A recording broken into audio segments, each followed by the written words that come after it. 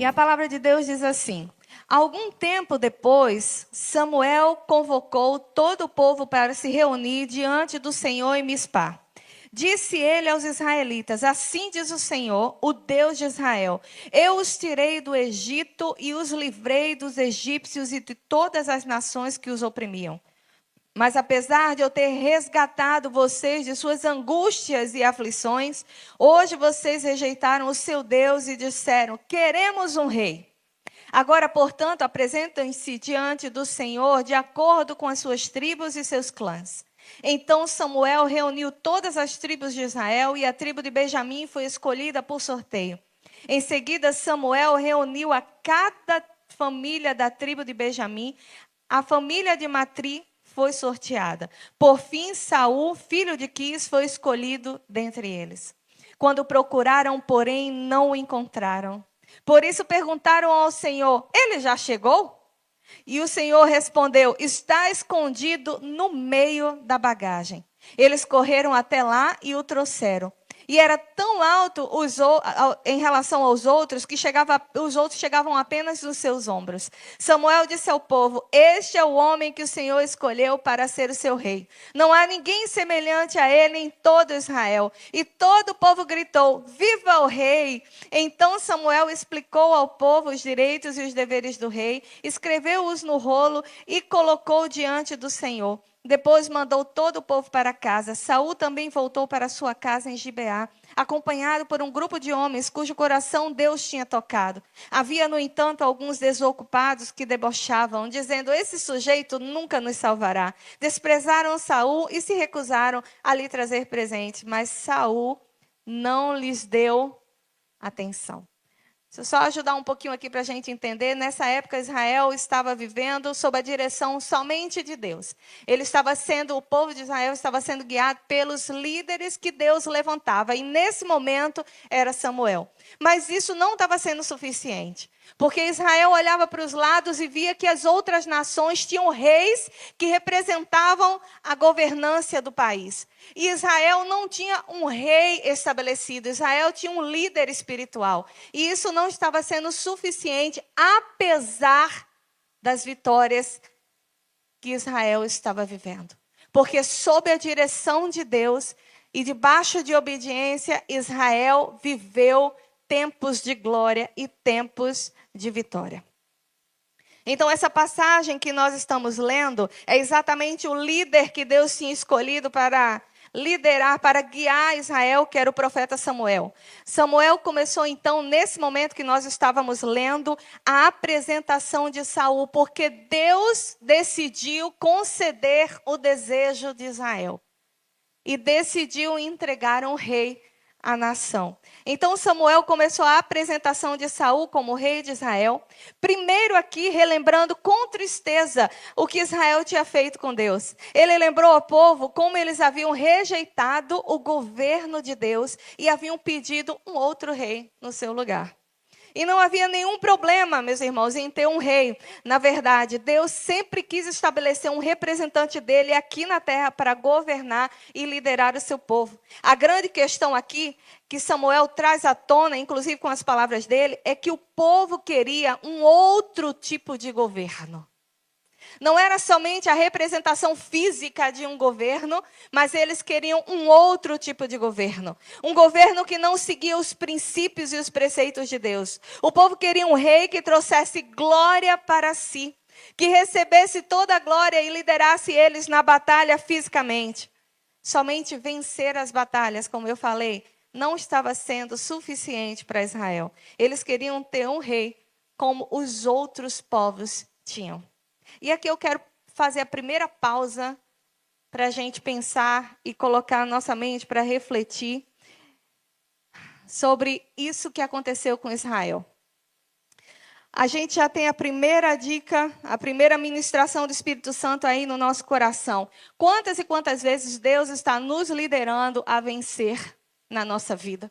Quantas e quantas vezes Deus está nos guiando em direção à vitória, mas de uma forma diferente. Não de uma forma como você está acostumado a ver o seu amigo, o seu vizinho de trabalho, o seu familiar, aquela pessoa na televisão, aquela pessoa na mídia social, de uma forma diferente. Mas a gente não está considerando aquilo que Deus está fazendo. A gente está, na verdade, olhando para como está acontecendo na vida do outro e não na nossa. Já aconteceu isso com você? De olhar para a grama do vizinho e não para a sua mesma? E aí eu coloquei esses jarros aqui, porque todos eles são diferentes uns dos outros, não é verdade? E pensando aqui direitinho, se a gente fosse pensar que representativamente isso seria as nossas vidas, cada um tem um detalhe, um formato, um preenchimento e flores diferenciadas. Agora, imagine se esse jarro aqui vermelho, que tem essas poucas flores aqui, decidisse que o que ele tem não é suficiente. Sabe, o que ele tem, apesar de ser bonito, não é suficiente. Porque não é igual a esse jarro verde aqui. E aí ele decide que, poxa vida, Deus, eu queria ter o que esse jarro aqui tem. E aí dá tudo errado. Porque esse jarro vermelho, ele não foi projetado para esse resultado aqui. Concorda comigo? Dá para concordar, né? Está um desastre aqui. Vou até precisar da ajuda dos universitários aqui. Consegui. É exatamente isso que acontece na nossa vida, quando a gente decide olhar para a vida do vizinho e não conseguir enxergar aquilo que Deus está fazendo na nossa vida. Era o que Israel estava fazendo naquele momento, meus irmãos. Deus estava liderando Israel em todos os detalhes. Deus sempre quis fazer isso. Na verdade, Deus não queria impedir Israel de ter uma liderança, mas ele queria ser o único rei, o único Deus, o primeiro no coração de Israel. Mas Israel não queria isso. Porque as vitórias que eles recebiam não se pareciam com as vitórias que os outros recebiam. Então, eles decidiram que queriam ser iguais às outras nações. Quantas vezes eu e você não decidimos diante de Deus, nos nossos pensamentos, que a gente quer ser igual a uma pessoa que está perto de nós? Mas diga aí para o seu irmão, você é único. Tudo aquilo que Deus fez para você não pode ser entregue para o outro. Você entendeu isso? Amém ou não amém? Tudo aquilo que Deus projetou para você, meu irmão, a vitória que Ele reservou para você, todos os planos que Ele tem para você, não cabem na vida do irmão do lado. Muito menos o que está na vida daquela pessoa cabe na sua vida. Não cabe. Não cabe. Porque Deus tem um plano único e especial somente para você. Nesse texto que nós vimos aqui, então, Samuel chamou os representantes de cada tribo para se apresentar para essa escolha desse rei. Vimos que a tribo de Benjamim, como a gente leu, foi escolhida e dentre ela uma família, um clã chamado Matri, e finalmente Saul foi indicado. Mas quando ele foi indicado, a gente leu que ele foi procurado e ele não foi encontrado. Deixa-me dar um contexto importante aqui para você entender o que estava acontecendo ali naquele momento na vida de Saul. Dias antes, Saul estava em casa e o pai dele tinha chamado ele, pedindo a ajuda dele. E disse assim, Saul, 2 jumentas, eles eram criadores de rebanhos de jumentas.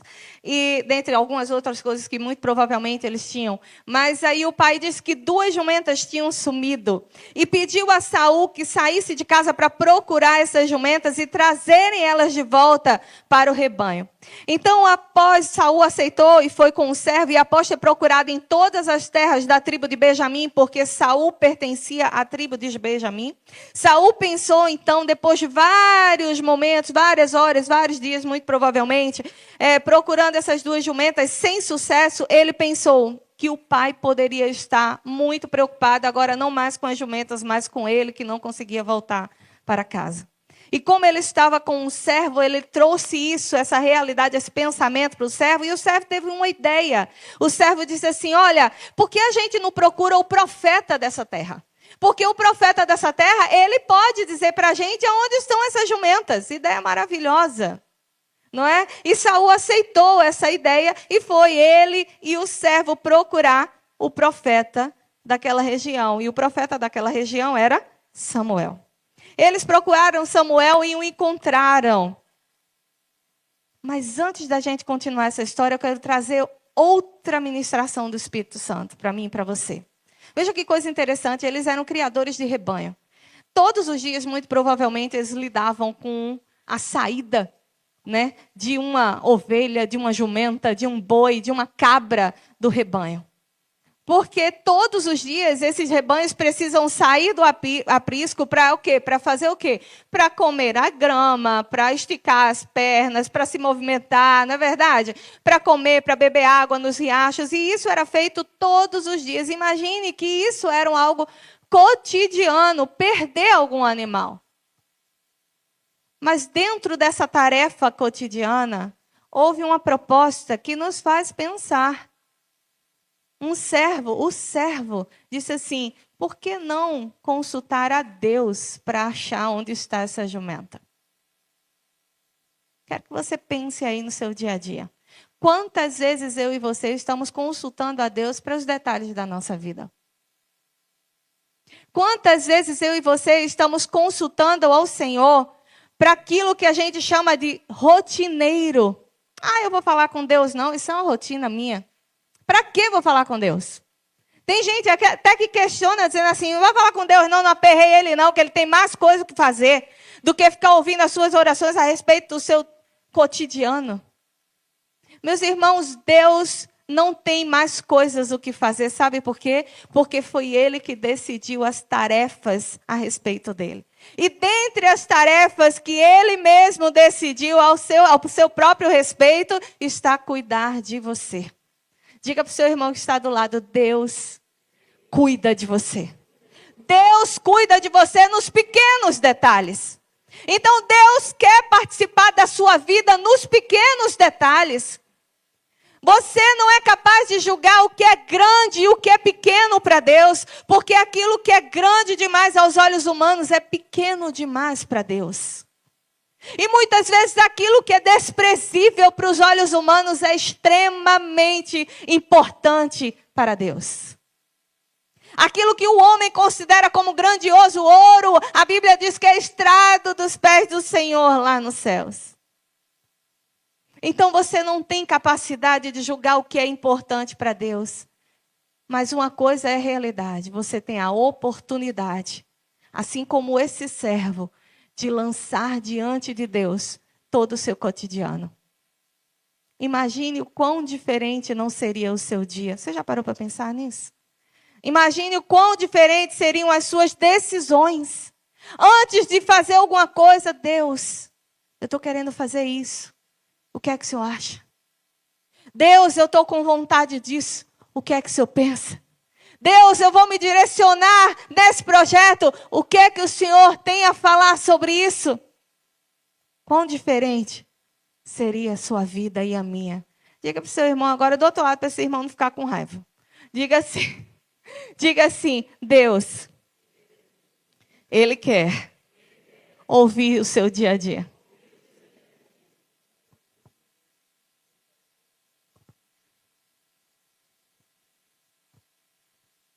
Samuel, meus irmãos, já havia recebido de Deus, não é? Ainda dentro dessa história, para que você entenda como foi essa escolha de Saul. Samuel já havia recebido de Deus a orientação de que ele iria encontrar com um homem, com aquele que Deus havia escolhido para ser rei de Israel. Então, quando Saul decidiu procurar Samuel para achar as duas jumentas, na verdade, aquilo dali já tinha sido previsto por Deus, né? E quando Samuel se encontrou com Saul, ele conseguiu enxergar que Deus havia escolhido Saul. Ao encontrar Samuel, Saul lhe apresenta a dificuldade, Samuel lhe responde que as duas jumentas já haviam sido achadas. Samuel, ao olhar para Saul, sabendo que Saul não tinha a mínima ideia do que é que Deus estava a fazer na vida dele, declara para Saul uma frase que impactou a vida de Saul. Exatamente, impactou a vida de Saul. E disse assim, lá em 1 Samuel 9:20, diz assim, eu lhe digo que as esperanças de Israel estão centradas em você e na sua família. Saul foi atrás do profeta por uma coisa cotidiana, por algo que fazia parte da rotina dele. Nada extraordinário, não era um encontro com um rei de outra nação, não era uma mudança gigantesca, não era compra de grandes terras, não. Eram 2 jumentinhas que tinham saído, muito provavelmente, de um rebanho numerosíssimo. E ele, nesse encontro de algo simples, procurando uma resposta simples, nem imaginava que o que Deus tinha planejado era algo extraordinariamente maior do que o que ele poderia pensar. Meus irmãos, quando você vai para Deus cotidianamente, trazendo a sua rotina diária, trazendo aquelas coisas que você julga ser pequenas, o Senhor surpreende você de forma extraordinária.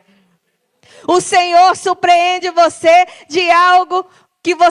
com algo que você não estava esperando, porque Deus é um Deus surpreendente. Quando você busca Deus de verdade, Deus te surpreende. Deus te surpreende. Ali naquele momento, Deus não estava somente querendo falar com Saul, que tinha um plano na vida dele e na família dele, meus irmãos. Deus estava querendo muito mais do que isso. Você deve estar pensando assim, poxa, ele foi lá falar sobre as jumentas.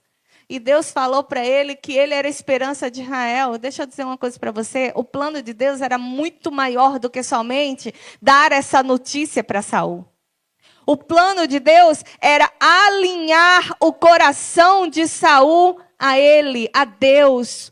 O plano que tinha no coração de Deus era alinhar a vida de Saul ao tempo de Deus. Ao tempo de Deus. Era necessário naquele momento alinhar o coração de Saul ao coração de Deus. O coração de Saul, ele não estava preparado. Como muitas vezes o nosso não está. O coração de Saul não estava preparado, ele não estava alinhado com Deus o suficiente. Eu quero que você veja aí, a mídia vai lançar aqui 1 Samuel. A mídia vai lançar para mim aqui 1 Samuel, capítulo 10, no versículo 21.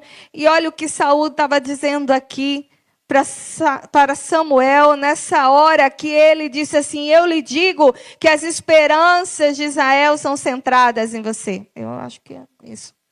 E ele diz assim, olha, mas eu sou apenas da tribo de Benjamim, isso Saul falando para Samuel, eu sou apenas da tribo de Benjamim, a menor das tribos de Israel. A minha família é a mais insignificante de todas as famílias dessa tribo. Por que o Senhor falaria comigo dessa maneira? Meus irmãos, Deus não vê como o homem vê. Você pode dizer aí para um irmão que está do lado, Deus não vê como o homem vê. Deus olha para nós e Ele não olha vendo você do jeito que você está. Quando Ele olha para você, Ele vê aquilo que Ele projetou, Ele vê aquilo que Ele já imaginou, Ele vê aquilo que Ele sonhou que você seria. Porque Deus não vê agora no presente, Ele já vê tudo consumado. Uma planta no papel, não é o que Deus vai ver. Deus não vai ver o seu projeto de vida rabiscado no papel. Deus já vê o projeto executado. Deus já vê tudo pronto. E quando Ele olha para você, Ele vê o plano que Ele tem sobre sua vida. Quando Ele olhou para Saul, Ele viu o plano que Ele tinha para a vida de Saul. E aí está ali Saul com o coração dele desalinhado com o plano de Deus, dizendo assim, mas logo eu, o pequenininho da tribo menor que tem, da tribo de Benjamim. Quem sou eu para o Senhor dizer essas coisas para mim? Irmãos, a palavra de Deus nos diz lá em 1 Coríntios, capítulo 1, versos 27 e 29. Ele diz assim, olha, pelo contrário, Deus escolheu as coisas que o mundo considera loucura para envergonhar os sábios. Assim como Ele escolheu as coisas fracas para envergonhar os poderosos. Deus escolheu coisas desprezadas pelo mundo, tidas como insignificante, E ele as usou para reduzir a nada aquilo que o mundo considera importante. Portanto, ninguém jamais se orgulhe na presença de Deus. Deus escolheu você, meu irmão. Eu, da tribo de Benjamim. Eu, o pequeno. Sim, Deus escolheu você, o desprezado. Deus escolheu você, aquele que ninguém acreditava. Deus escolheu você, aquele que para alguns era o burrinho que não tinha futuro. Deus escolheu você, que era gago. Deus escolheu você, que era feio nos olhos das pessoas. Deus escolheu você, que era pobre o suficiente para não conseguir sonhar. Deus escolheu você, estéril, para ser quem Ele quer que você seja. Só quem crê diz amém, glória a Deus, aleluia, nesse lugar. Deus escolheu você, meu irmão, para ser mais do que vencedor. Diga para o seu irmão que está aí do lado. Deus te escolheu para ser mais do que vencedor.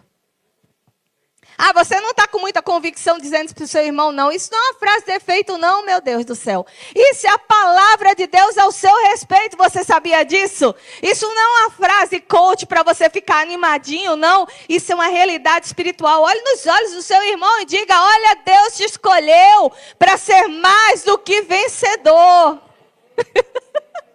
Gostei do inglês. Gente, façam esse detalhe aqui. Olha que coisa massa. Vem cá, irmã. Eu vou fazer o teatro, que a igreja adora eu fazendo teatro. Ó, o povo já rindo. Vem cá, você vai olhar para o seu irmão. Se for seu marido. Se for o marido, melhor. Você vai dizer assim, ó, Deus te escolheu, irmão, para ser mais do que vencedor. Deus te escolheu, irmã, para ser mais do que vencedor. Amém ou não amém? Glória a Deus, aleluia.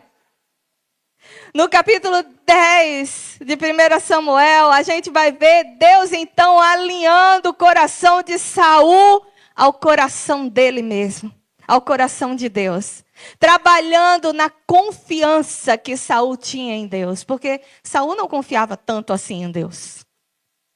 Mas para viver o tempo profético de Deus, o nosso coração precisa estar alinhado com o de Deus. Não dá para viver o tempo. Ai, eu queria viver as promessas de Deus. Olha, poxa, na vida da irmã Amara as promessas de Deus estão acontecendo. Na vida do pastor de João também, na minha não. Aí você vai e pergunta, irmão, como é que está a sua vida mesmo? Como é que está? Você está alinhado com o Senhor? É assim, né? Sabe como é que é? Aquela vida normal de cristão. Normal de cristão? Então, vamos para o mundo que tem um mote lá, né? De um cara famoso que diz assim, se você quer resultados diferentes fazendo a mesma coisa, você vai conseguir, é isso? Para que a gente viva o extraordinário de Deus, o nosso coração precisa estar alinhado com Deus. O coração de Saul não estava alinhado com Deus. Talvez o seu coração ainda não está alinhado com o de Deus, mas deixa eu dizer uma coisa para você. Hoje é a noite que Deus vai alinhar o teu coração com dele, amém? Hoje é a noite que Deus vai alinhar o teu coração com o coração dele. O coração de Saul não estava alinhado com Deus. Então, Samuel, nesse encontro, além de ter ungido naquele momento, depois você vai ler essa história aí na Bíblia para você entender melhor. Depois de ter ungido Saul para ser rei, somente ele e Saul naquele encontro, Samuel começa a narrar para Saul aquilo que iria acontecer depois que Saul saísse da presença de Samuel. E ele começa a dizer coisas de rotina que iriam acontecer. Olha, você vai chegar naquele ponto, você vai encontrar tal homem, você vai encontrar tal coisa naquele lugar, e eles vão te dizer isso, e eles vão te dizer aquilo. E quando eu estava lendo, eu estava dizendo assim, mas para que Deus estava dando tanta pista, não é? Porque ele ia chegar em casa de todo jeito. E aí, então, o Espírito me disse, ele precisava alinhar, ativar a fé no coração de Saul. Porque quando o povo de Deus recebe uma palavra de revelação e de conhecimento e de profecia, isso ativa a fé dentro do coração do povo de Deus. E a fé precisava ser ativada no coração de Saul para que ele estivesse alinhado com Deus. para que ele estivesse no centro da vontade de Deus. E é isso que Deus está querendo fazer nessa noite comigo e com você. Você talvez está aí há tanto tempo dizendo, eu queria viver o tempo Kairos de Deus. Eu queria tanto viver as promessas de Deus.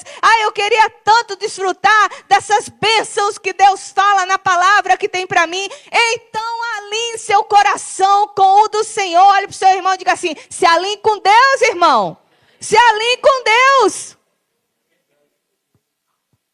Se alinhe com Deus. Deus hoje quer ativar a sua fé. Amém ou não amém?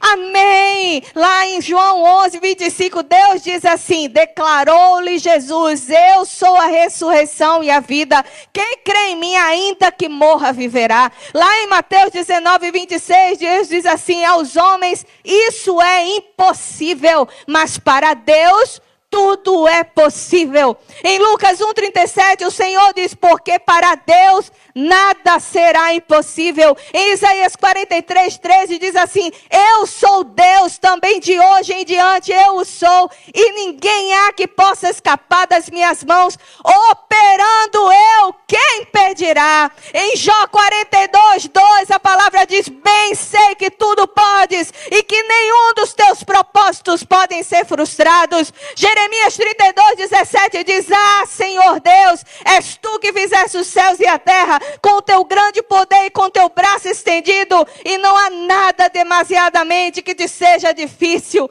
Isaías 40, 29 diz, ele dá força ao cansado, e aumenta as forças daquele que não tem nenhum vigor. Salmos 29, 4 diz, a voz do Senhor é poderosa, a voz do Senhor é cheia de majestade. Salmo 147, 5 diz, grande é o nosso Deus, e de grande poder não há limite para o seu entendimento. Jó 12, 13 diz, com Deus esta sabedoria, está a sabedoria e a força, ele tem o conselho e o entendimento. Salmo 136, 12 diz, com mão forte e com braço estendido, porque a sua benignidade dura para sempre. E para finalizar e ativar o seu coração, a fé no seu coração, em Efésios 3:20 diz, ora, aquele que é poderoso para fazer tudo muito mais abundantemente, além daquilo que pedimos ou pensamos,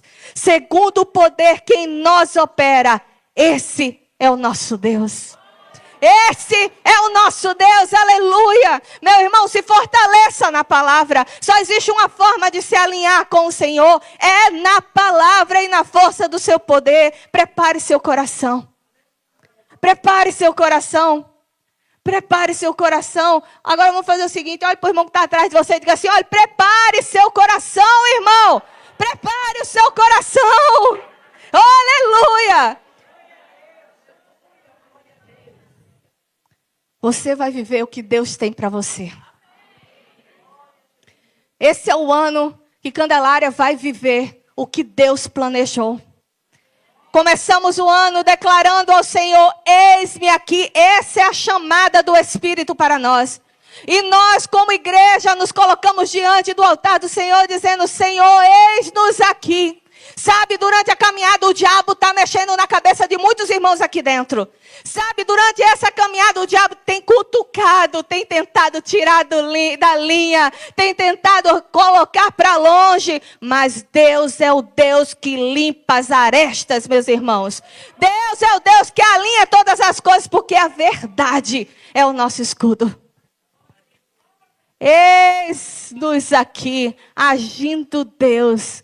Quem impedirá? Aleluia! Agindo Deus, quem impedirá? Se prepare, você vai viver o tempo de Deus.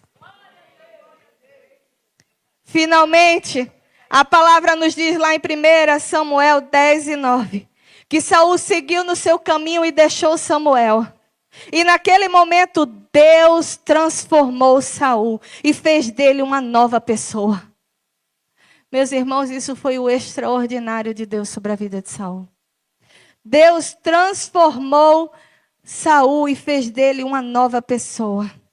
Deus encheu Saul de fé, derramou nele o poder espiritual e mudou a disposição do coração dele. E hoje Deus está dizendo para mim e para você que quer mudar a disposição do seu coração. Não adianta só ter o conhecimento. Não adianta somente dizer que conhece a Bíblia de Gênesis a Apocalipse, saber decorar dos versículos e não estar alinhado com eles.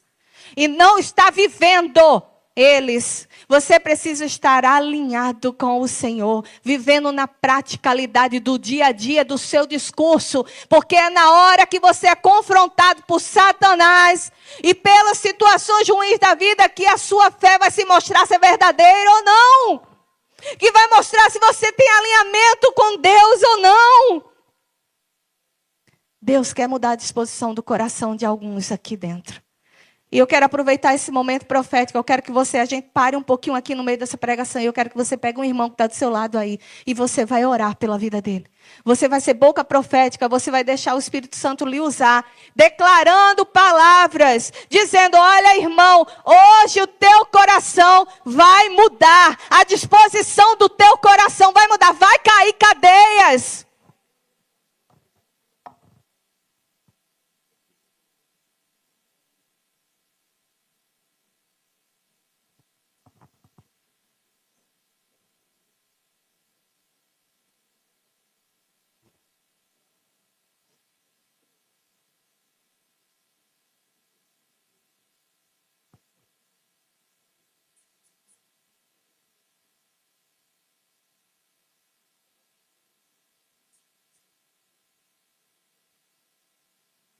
Estás aqui,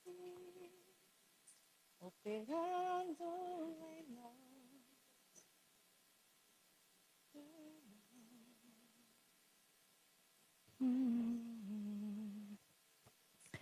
Meu Deus é Deus de milagre, Deus de promessas, caminho no deserto, luz na escuridão. Meu Deus, esse é quem tu és.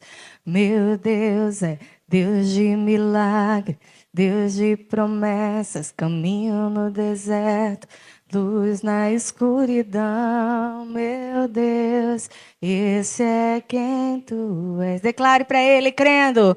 Meu Deus é Deus de milagres, Deus de promessas, caminho no deserto, luz na escuridão. Meu Deus, esse é quem tu és. Aleluia, esse é o nosso Deus.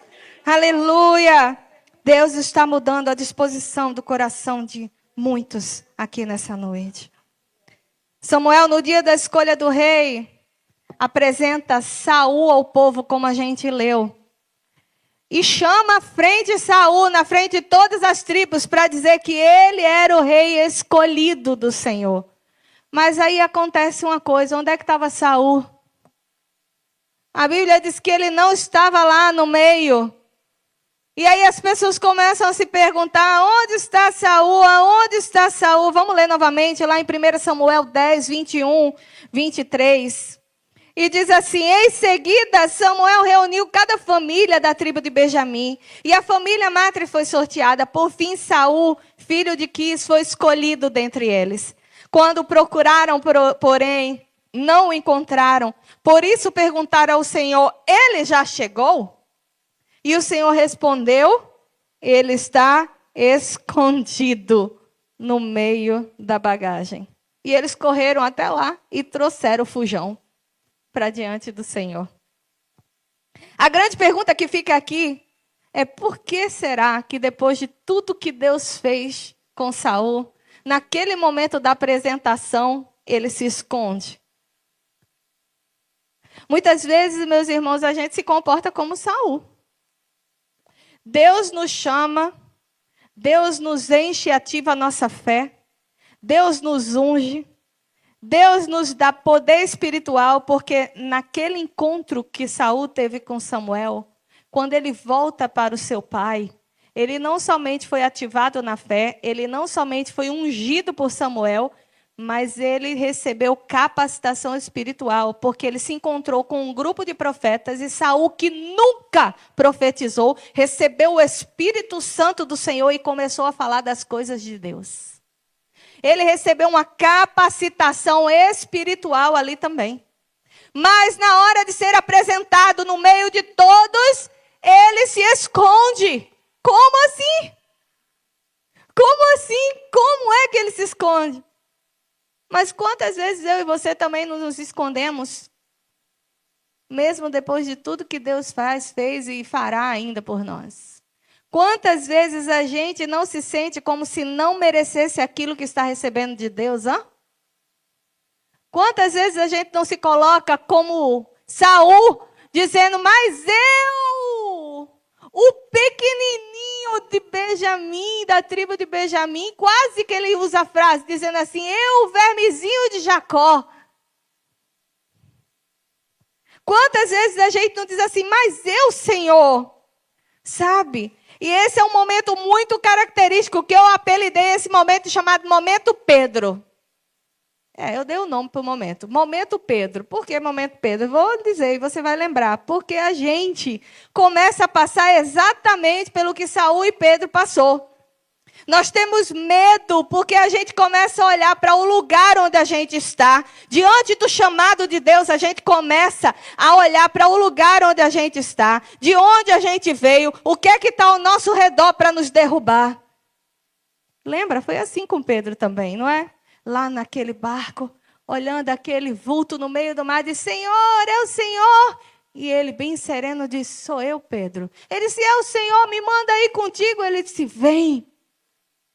O próprio Deus disse, vem. O homem no meio da tempestade, acima do mar, olhou para Pedro nos olhos e disse, vem. E ele disse, eu vou. Olha, eu vou.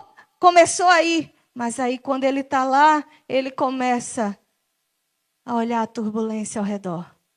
Ele começa a ver de onde ele estava vindo, foi de um barco.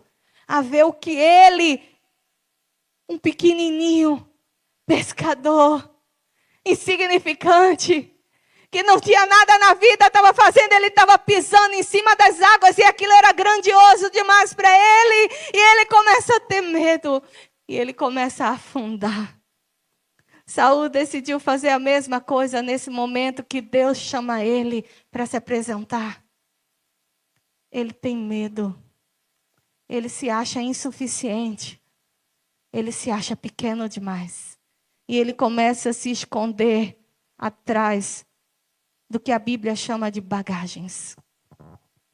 Eram bagagens físicas que ele encontrou para se esconder.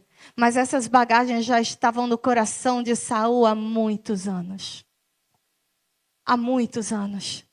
Essas bagagens já estavam no coração dele há muitos anos. E quem sabe, essas bagagens também não estão no seu coração, estão no seu coração. Quem sabe, esses medos, essas inseguranças, diante daquilo que o Senhor está te apresentando, está no teu coração, querendo te pedir que você viva esse novo momento, esse novo tempo de Deus, o tempo Kairos. Quem sabe o que está no seu coração é o medo do desconforto. Ah, não é novo. Não é novo, eu não sei como fazer, isso vai me tirar da minha zona de conforto. O quê? Não. Outra função, trabalhar com outra pessoa, liderar com outra pessoa, trabalhar no ministério com outros. Não, eu estou com medo. Medo de enfrentar os transtornos pessoais que você tem. Não, eu tenho muitos problemas. Não, Deus, não, eu tenho muitos problemas. Esses problemas são impeditivos demais. Olha, se eu for fazer isso, vai dar um problema assim. Se eu for fazer aquilo, meu coração vai se sentir assim. Se eu for fazer isso, eu vou ter essa reação. Medo de não ter capacidade. Será que eu consigo? Será eu nem sou formado? Será eu nem tenho PhD em extra alguma coisa? Será que Deus me chamou para isso mesmo? Medo de enfrentar dores e pecados que você convive e comete todos os dias. Medo de se despedir de algo que você precisa deixar ir. Medo de abraçar o novo de Deus. Medo de caminhar em lugares altos. Deus fez um convite a Saul para viver o plano de Deus. E capacitou ele para essa proposta. Para esse plano, era necessário que Saul estivesse ligado. Diga, ligado. ao coração de Deus. Para isso, meus irmãos, era necessário que o coração de Saul não se escondesse atrás das bagagens. Para você viver os planos de Deus, você não pode se esconder atrás das bagagens da sua vida. Você não pode se esconder diante das bagagens da sua vida. Sim, porque mesmo capacitados pelo Espírito, mesmo cheios do Espírito Santo, nós somos capazes de não nos alinharmos ao plano de Deus, ao tempo de Deus. Nós somos capazes de dar lugar a essas bagagens que nós carregamos, ao invés de ouvirmos e seguirmos o direcionamento de Deus. Nós precisamos, na verdade, ser como os filhos de Issacar. Quem já ouviu falar nesse nome? A Bíblia lá em Crônicas, 1 Crônicas 12:32, diz que os filhos de Issacar, todos eles entendiam bem os acontecimentos daquele tempo e sabiam qual era o melhor caminho para Israel seguir. Os filhos de Issacar estavam alinhados com Deus. Aqui não diz que eles tinham consciência de si mesmos. Aqui não diz que eles sabiam quão pequenos, miseráveis, vermezinhos de Jacó eles sabiam que eram. Aqui diz que eles conheciam bem o tempo. Eles conheciam e entendiam os acontecimentos do tempo e sabiam qual era o melhor caminho para seguir. Nós precisamos estar alinhados e atentos aos acontecimentos, como os filhos de Issacar. O tempo alinhado com o tempo de Deus nas nossas vidas, meus irmãos. E aqui eu quero trazer exatamente essa parte profética que eu quero compartilhar com a igreja, que Deus falou comigo nessa semana. Nós vivemos em 2 tempos. Diga aí, 2 tempos. Nós vivemos no tempo Cronos, que é o tempo cronológico, as horas, os dias e os anos. E nós vivemos no tempo Kairos, que é o tempo de Deus. Diga comigo, o tempo de Deus. O tempo Kairos é o tempo de Deus, é o planejamento celestial de Deus que acontece na terra. Esse tempo Kairos não depende do Cronos. Na verdade, o tempo Kairos usa o Cronos como seu servo. Porque o Cronos serve para colocar tudo na vida dos filhos de Deus no lugar, para que eles estejam preparados para o Kairos. Quem está comigo diz amém. Amém. O tempo Cronos nos faz contar dias e horas e anos. O tempo Cronos nos faz contar estações. E por isso muitas vezes a gente se cansa. Quanto tempo eu já estou orando e pedindo a Deus para acontecer isso e nunca aconteceu. Estou cansada. Deus não me conhece, Deus não me ama, Deus não me quer. Deus não quer me abençoar. Porque os seus olhos estão no tempo Cronos. Porque os seus olhos estão em dias, anos, horas, estações, mudanças. E por causa disso você fica cansado, você fica desanimado, pensando que não vai acontecer, esperando algo que você acha que não vem. Mas quando você entende o tempo Kairos de Deus, quando você entende que o Cronos só está te preparando para acessar e viver o tempo Kairos, quando você confia que o real tempo não é o Cronos, o real tempo é o Kairos. Diga para o seu irmão que está do lado, o tempo verdadeiro é o Kairos. Quando você entende isso, meu irmão e minha irmã, você entendeu tudo. O tempo Kairos não é algo preparado por Deus nesse exato momento. O irmão aqui vai aceitar Jesus. Então Deus vai lá, se senta na mesa de planejamento dele e começa a desenhar o tempo Kairos dele. Diga assim, nananina não. Diga aí pro seu irmão, não é assim não. Não é assim não que a banda toca. O Senhor... O irmão disse com toda a convicção, viu? Não é assim não que a banda toca. O tempo Kairos não é planejado por Deus agora, no momento presente, não. O tempo Kairos é o planejamento de Deus para nós, que já existe antes da gente nascer. Glória a Deus ou não a glória? Amém ou não amém, irmãos? Nós vemos isso no capítulo 1 de Efésios, quando Paulo nos faz entender isso. Escute bem. Capítulo 1 de Efésios. Diz assim, mesmo antes de criar o mundo. Diga comigo, mesmo antes de criar o mundo.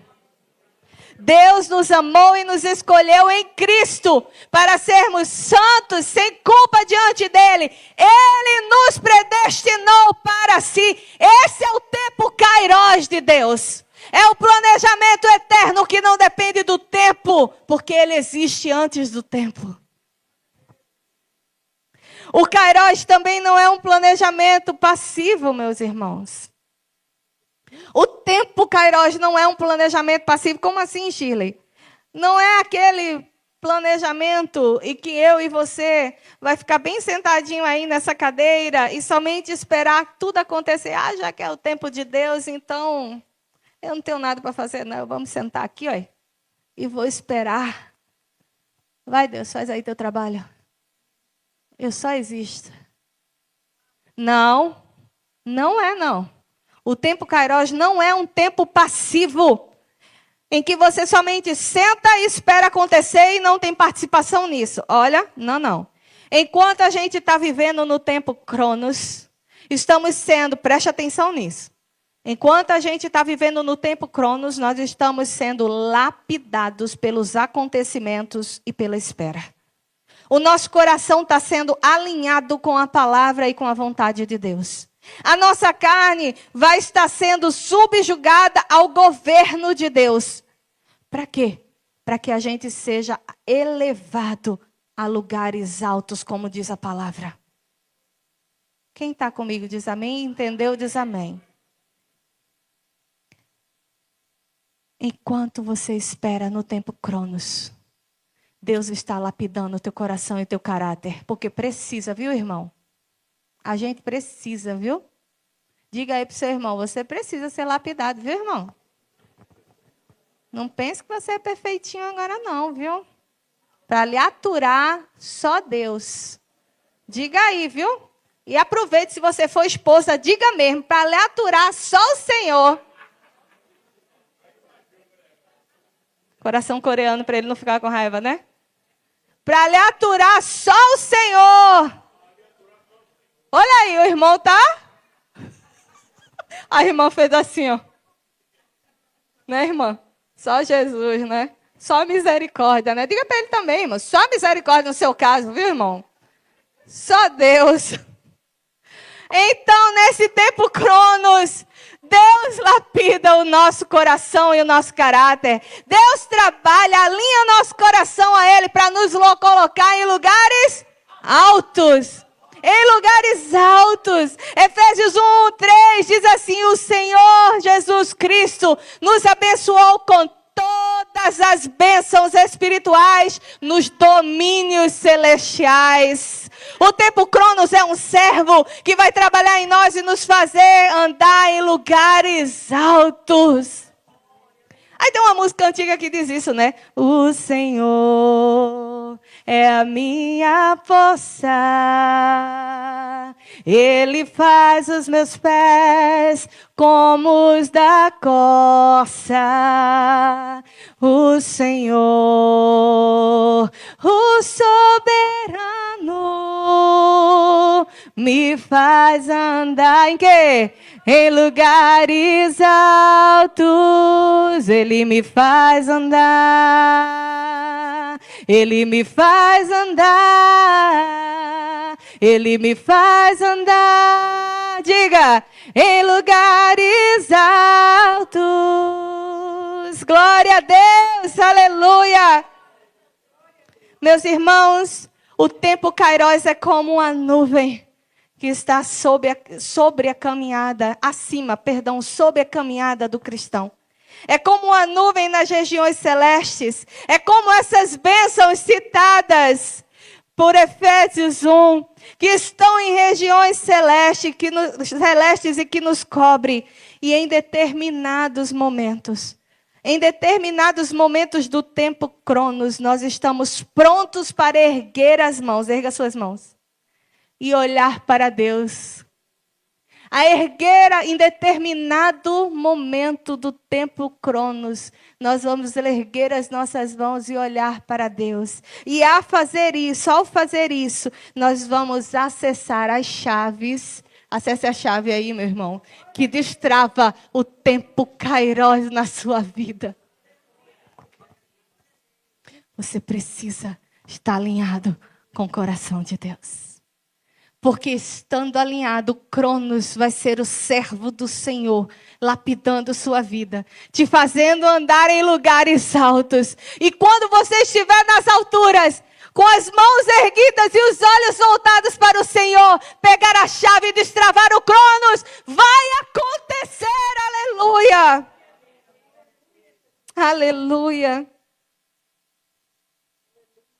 Mas ainda assim, isso depende do seu posicionamento.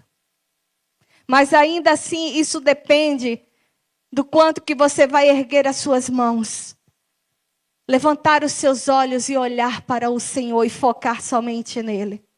Porque se você parar durante esse momento, o seu cronos, aquele tempo de vida cronológico que você está, você parar e começar a considerar as bagagens que estão dentro de você, ou as bagagens que o inferno lança em cima de você. Se você começar a considerar somente o tempo cronos de espera e começar a se cansar, se você focar somente nas picuinhas da sua alma e do seu ser e não quiser mudar, se você focar naquilo que está somente ao seu redor, você não vai ser capaz de acessar o tempo cronos.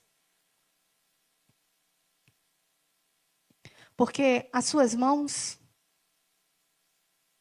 e os seus olhos vão estar ocupados em olhar para outra coisa. As suas mãos vão estar ocupadas em planejar coisas que você não deveria ter planejado aqui na terra. Os seus olhos vão estar olhando para o que Deus não chamou a tua atenção para olhar, mas a tua carne te chamou a atenção. E aí você perde a oportunidade do tempo que sempre esteve acima de você, que é o Cronos. Porque o Kairos. Porque o Kairos sempre esteve aqui acima de nós. O tempo Kairos de Deus não é que vai acontecer no futuro, nem vai acontecer no passado. Ele está aqui. Ele está como uma nuvem sobre nós. Quem crê diz amém.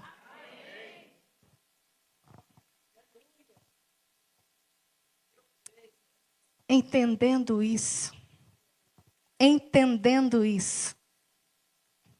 você vai viver de modo tal que você não vai perder a próxima oportunidade de acessar o Kairos.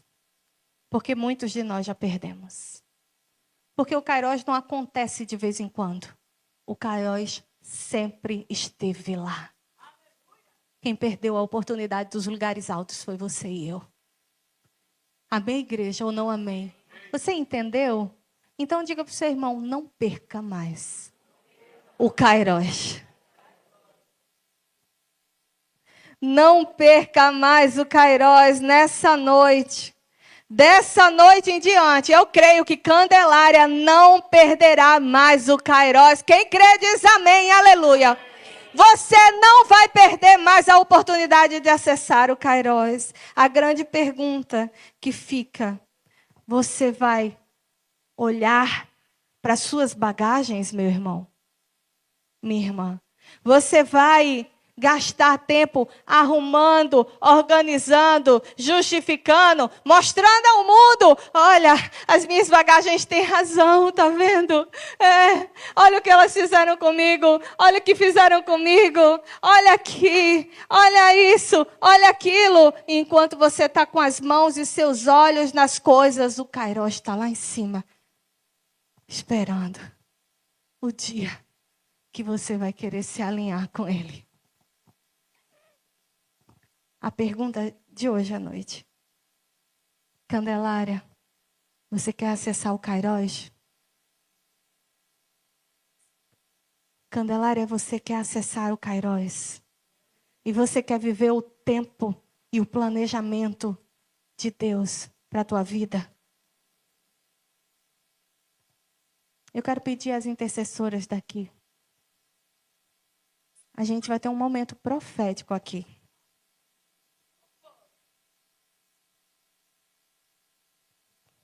E eu quero declarar que hoje essas bagagens que você carrega, elas caíram por terra todas em nome de Jesus. Não é que você vai ter um lapso de memória. Não é que você vai esquecer tudo aquilo que você sentiu ou viveu, porque isso é um problema, é um acidente vascular mental. Não é isso que a gente está falando aqui. Nós estamos falando que você, a partir de hoje, eu creio, não vai dar mais a importância para essas bagagens. Você não vai deixar que elas impeçam você de viver o tempo Kairos.